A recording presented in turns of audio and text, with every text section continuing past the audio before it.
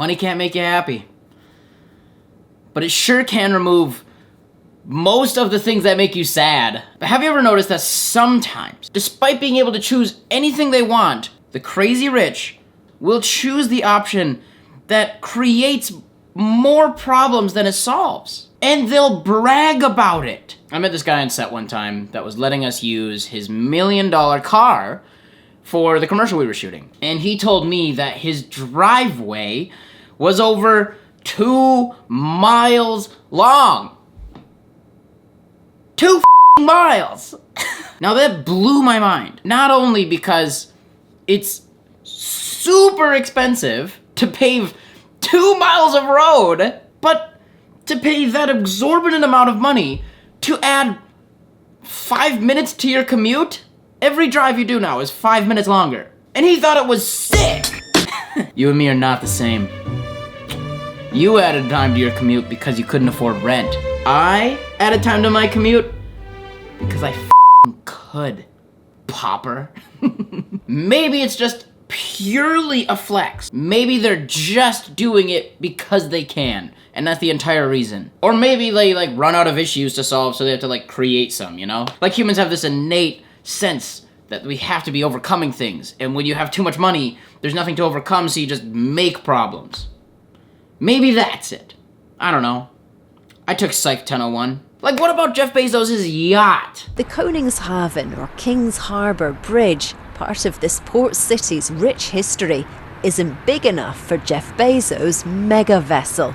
This steel structure was the first part of Rotterdam's iconic skyline to be restored after the city was reduced to rubble by the Nazis. Back then, Rotterdam Council said it would never be dismantled again.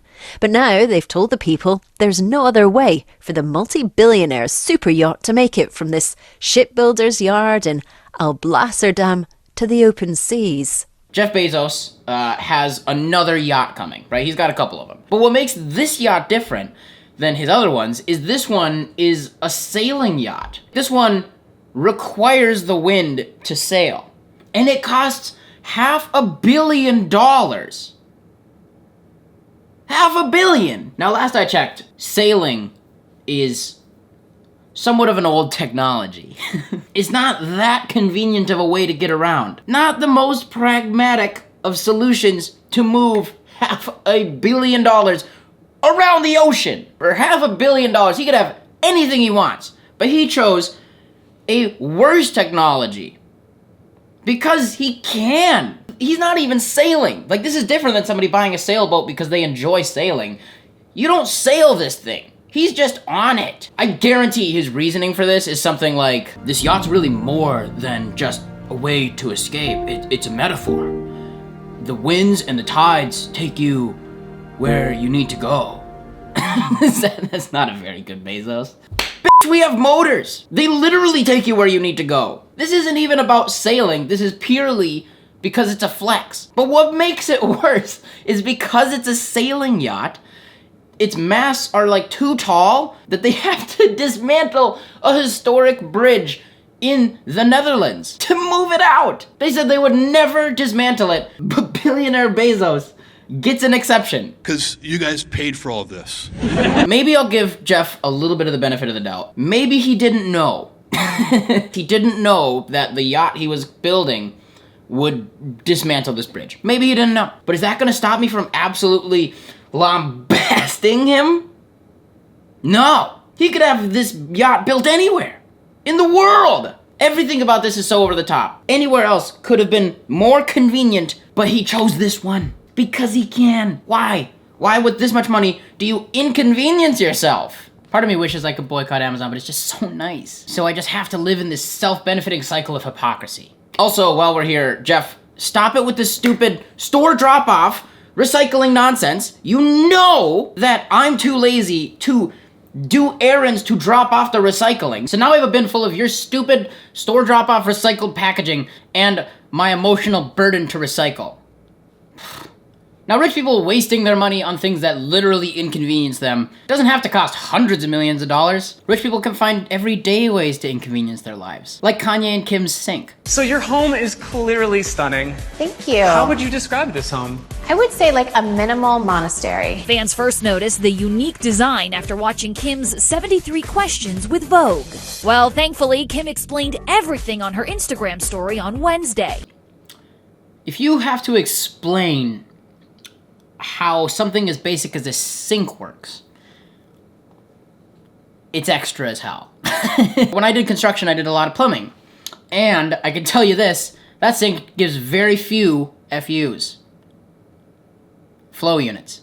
It's a low flow, it's gonna have to be a low flow sink. That's the joke. Kanye, Axel Lavorette, and Claudio Silvestrin kind of all did this sink. And Claudio was the one that said it should be separated from the wall because it used to be up against the wall.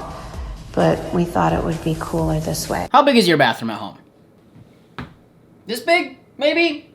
You know, like, pretty small. So imagine in your little bathroom, you moving the sink away from the wall because it's cool. That's just a huge waste of space. It's just purely, these inconvenient things are kind of cool. Maybe it's cool that your millions of dollars yacht is so big that they have to dismantle a bridge for it. Maybe that's cool. Just like having a sink that's 3 feet away from a wall. And let's be real, you know you've made it when your TV works like this. Pretty cool, right, Chloe? She wanted me to show you guys this, guys. Oh, my favorite person on the screen. It takes like 30 seconds. Is that a life-changing thing? No. But that's a massive f***ing inconvenience. Every time you want to watch TV, you have to just wait 30 seconds for your TV that's hidden to arise. You see what I'm saying? That's expensive. That is an expensive way to waste 30 seconds of your life. Sure, cool. It's hidden in the floor, cool. But like, the f***? You see what I'm saying? Rich people spend money to inconvenience themselves. I don't get it. Now, you know who might be the king of reckless spending to inconvenience himself? Floyd Mayweather. Floyd Mayweather has an $18 million watch. You know what's crazy? People are always in my f***ing business, worried about what I'm doing, what Floyd is doing, what Floyd ain't doing, what I do got, what I don't got. Just know, I'm gonna stay in my lane, I ain't gonna f*** with nobody, and I don't want nobody f***ing with me. I might not be an expert in psychology, but I did take Psych 1001, and I can tell you, somebody who spends $18 million on a watch probably does care about people paying attention to him. These people are all always up in my business. I just wish they'd leave me alone. The only reason I bought this $18 million watch is for me. When I go on vacation for 30 days, I take 30 watches with me. You know what? What's crazy is this. If we add 10 more days, I take 10 more watches.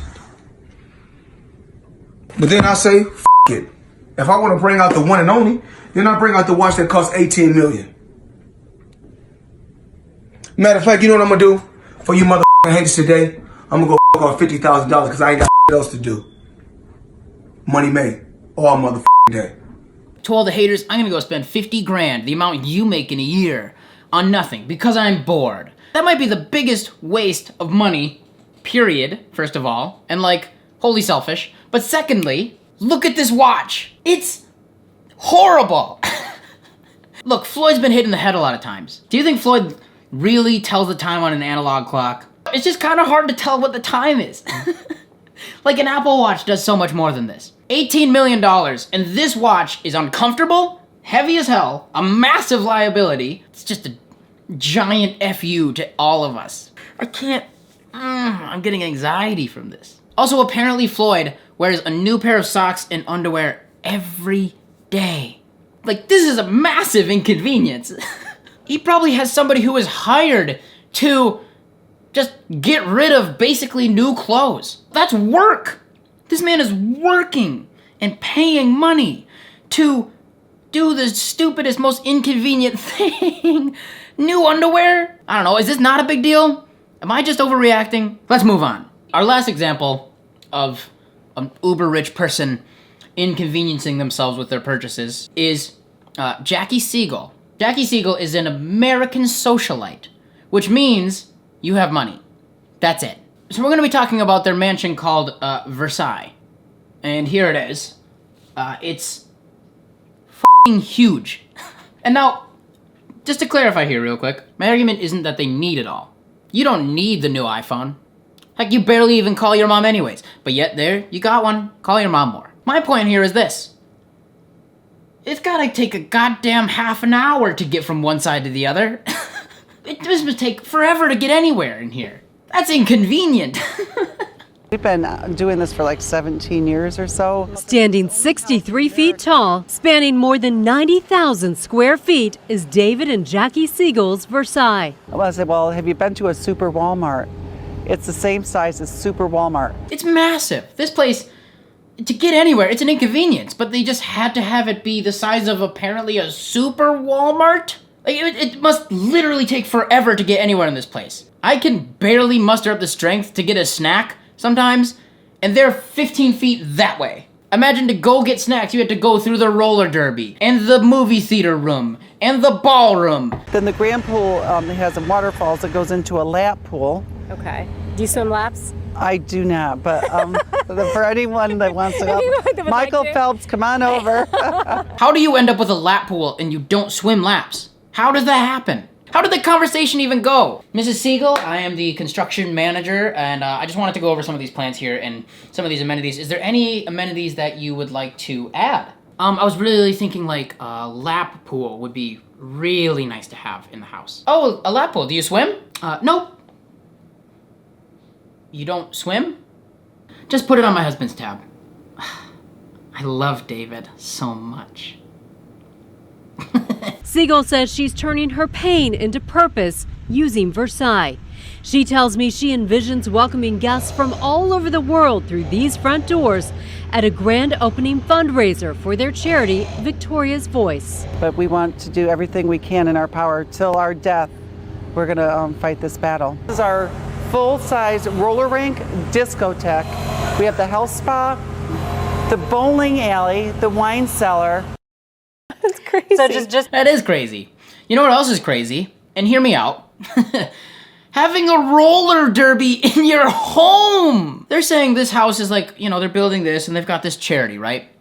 Hear me out. If you have a charity for good, why are you building a roller derby and a lap pool in your home when you don't even use them? I don't know, maybe don't install the lap pool that you don't use and donate all that money to the charity?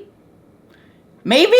That's crazy. So just Now, what I'm gonna say here is gonna sound counterintuitive. This is good. The worst thing that can happen to massive amounts of wealth is sitting stagnant, right? Just sitting there, not doing anything. And there are two types of rich people. One that got their money off of, you know, working and owning assets and whatnot, and their money is usually out working.